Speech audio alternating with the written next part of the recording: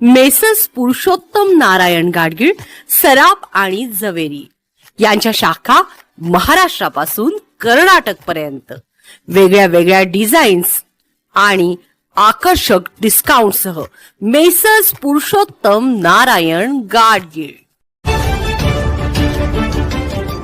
ताज्या बातम्यांसाठी पाहत रहा तिचा सागर न्यूज.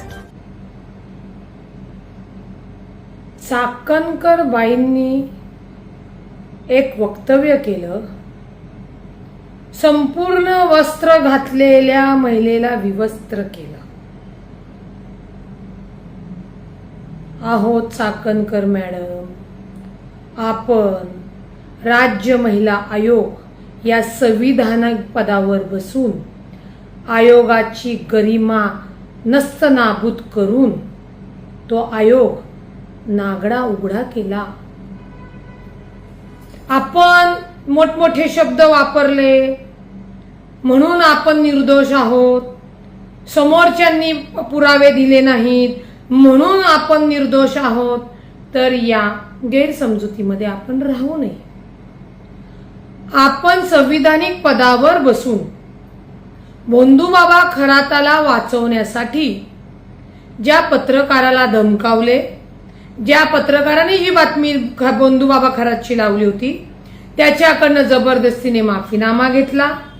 त्याच्यानंतर तुमचे वैयक्तिक त्या भोंदूबाबासोबत काय संबंध, चांगले वाईट आम्हाला घेणं देणं नाही, परंतु तुम्ही संविधानिक पदावर बसून भोंदूबाबा सारख्या माणसांनी महाराष्ट्रातल्या महिलांवर लैंगिक अत्याचार केला, त्यांना, त्या महिलांना तुम्ही सुरक्षा द्यायला पाहिजे होती, त्यांना आधार द्यायला पाहिजे होता.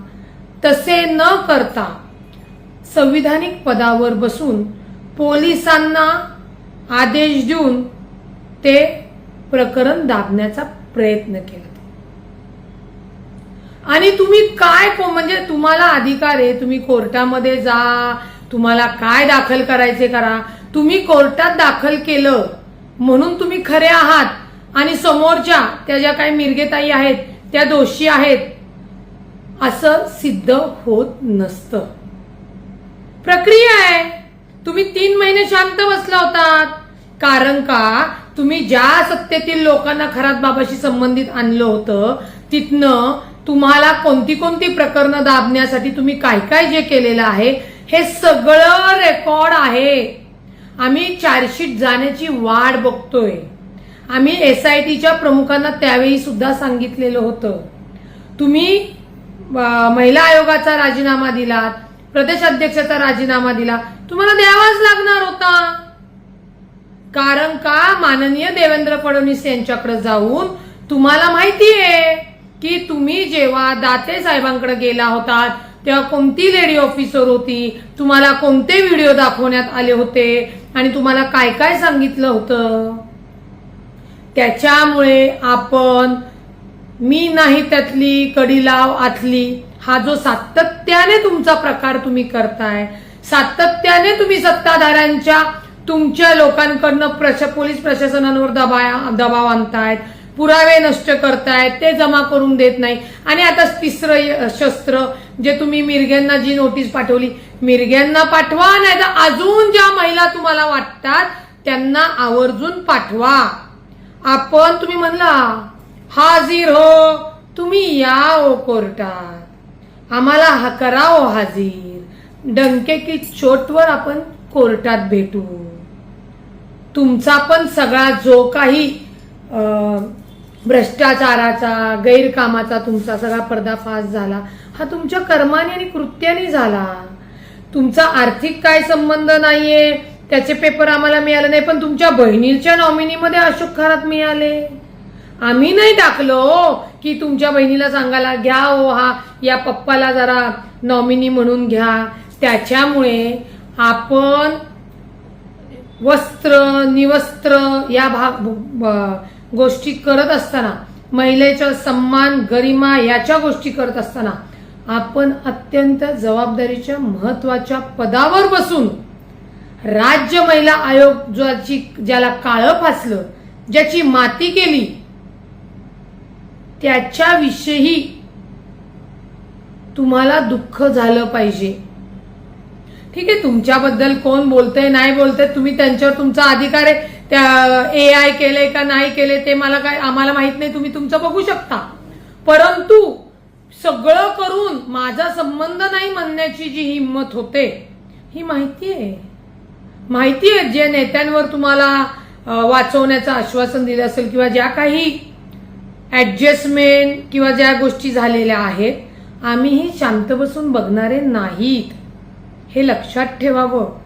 चार्जशीट दाखल होऊ द्या. चार्जशीट मध्ये तुमचे काय येते नाही येते त्याच्यावर मुंबई हायकोर्टमध्ये आम्ही सुद्धा तुमच्यासह हजर तपास अधिकाऱ्याला करणार आहोत.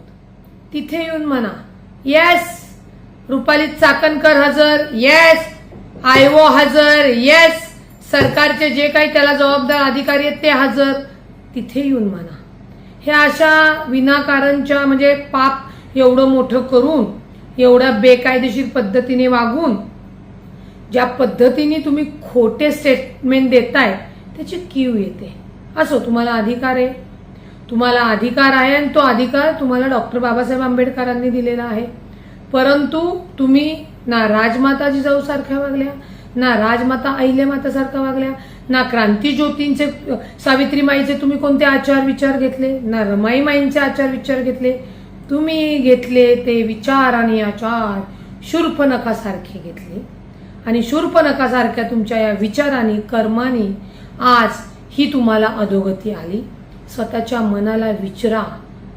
खूप महत्वाच्या संविधानिक पदावर बसून किती महिला म्हणजे राज्य महिला आयोग झाल्यानंतर ना वैष्णवी हगवला तुम्ही न्याय दिला, ना संपदा मुंडेला न्याय दिला.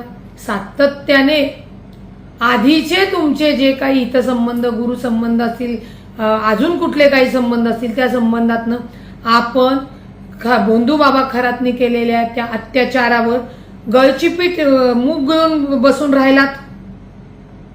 त्याच्यावर तक्रार करायला गेल्यावर पोलिसांकडे जाऊन ती तक्रार दाबायचा प्रयत्न केला. हे तुम्हाला कुणी ज्या महिलांवर तुम्ही आरोप करतात त्या सांगायला नव्हत्या ना आल्या? त्यांचं तर तुम्ही नव्हतं ना ऐकलं? काही नाही. कर्माची फळं ही इथेच भोगावी लागतात आणि भोगावीच लागणार. आणि त्यापुढे सांगते की ही आमची लढाई थांबणार नाही.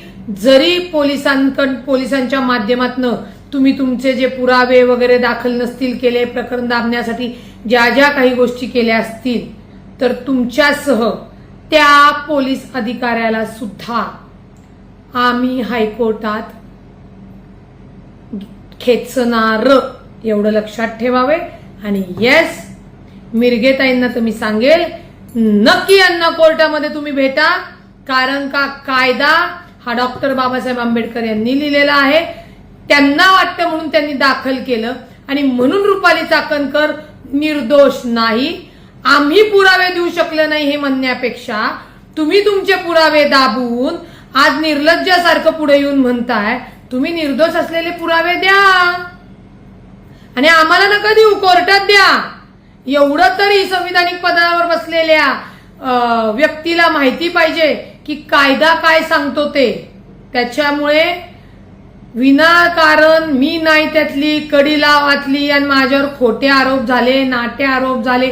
ठीक आहे, तुमचा संबंध 2016 पासून होता. तुम्हाला असं समजू की खरात बाबा काय माहित नाही, पण ज्यावेळी कळाला त्यावेळी तुम्ही पदावर होतात. का नाही चौकशी केली? का नाही गुन्हा दाखल केला? आम्हाला काय करायचंय? पाद्यपूजन करा, नाहीतर अजून त्याच्या चेहऱ्याची आरती ओवाळा, नाहीतर त्याच्या डोक्यात तुम्ही दगड घाला. आम्हाला काय घेणं देणं होतं? आमचा संबंध आमच्या राज्य महिला आयोगावर तुमच्यासारखी बेजबाबदार बाई बसवली आणि या बेजबाबदार बाईमुळे महाराष्ट्रातील माता भगिनींच्या मनात आयोगाबद्दल शंका निर्माण झाली, विश्वास उडाला. तो विश्वास कोण परत आणणार हे रुपाली चाकणकर तुम्ही सांगावं.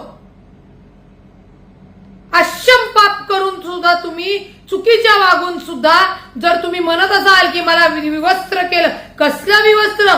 तुम्हाला तुमच्या पदाची गरिमा जपता आली नाही, तुम्हाला काम करता आलं नाही आणि आज तुमच्यामुळे अनेक महिलांना त्या लैंगिक अत्याचाराला सामोरं जावं लागलं. याला जबाबदार तुम्ही आहात आणि तुम्हाला त्याची शिक्षा झालीच पाहिजे. धन्यवाद.